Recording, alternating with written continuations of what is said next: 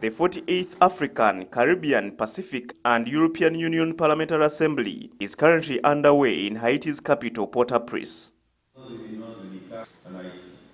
The Assembly's main objective is to find remedies for the social, political and economic challenges facing the 79 member states. One of the major issues the current Assembly had to handle was a proposal by MPs from European Union to make it a universal right under international treaties for medical workers from member states to work freely in Europe. MPs, especially those from Africa, vehemently opposed this move on grounds that such a proposal would worsen the brain drain of trained medical workers from their countries. But to make it and to assent to it and say it's an international human right is where the cage is coming in. When it become an international right, yet we are crying of brain drain. Yet we are giving to say it's international right. You cannot retain them. We are talking about a problem, and one of the biggest problems of our medical system is the brain drain.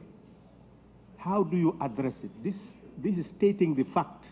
In Uganda, statistics from the Ministry of Health show that about 250 medical workers leave the country annually. Members further recommended a bond to be imposed on health workers, especially those trained by their respective governments, to work for the state for a particular period before they can be allowed to seek private employment.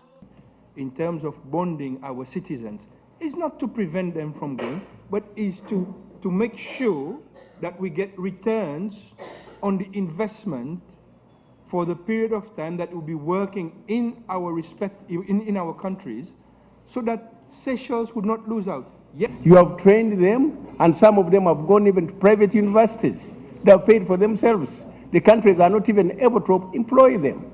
So they go to other countries and they send back the money to their countries.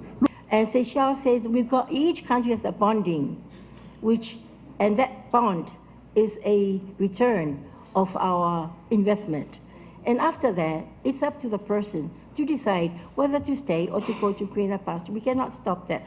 Meanwhile, the Deputy Speaker of Parliament, Jacob Olanya, has called for the restructuring of the Cotonou Agreement, which brought together the SCP EU member states, if their resolutions are to be implemented by member states.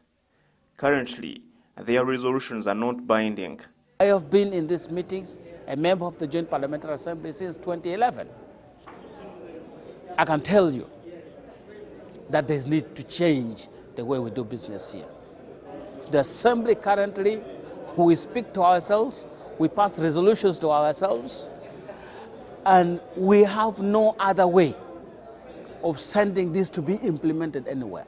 Much as MPs from Africa, Caribbean, and the Pacific have already taken a position on the issue of the medical workers, their stand will have to be put before a vote next week in the Joint Assembly with the EU members.